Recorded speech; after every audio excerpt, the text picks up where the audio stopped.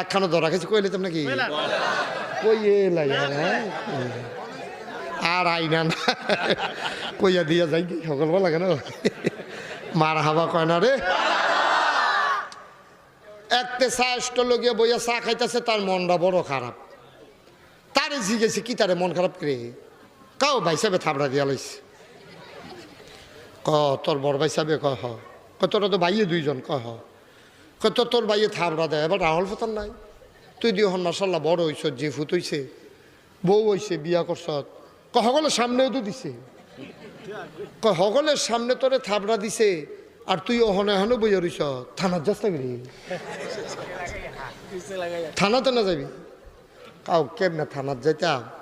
ছোটবেলা আব্বা মারা গেছে ভাই সাহেবে তো লাইল্লা ফাইল্লা বড় করছে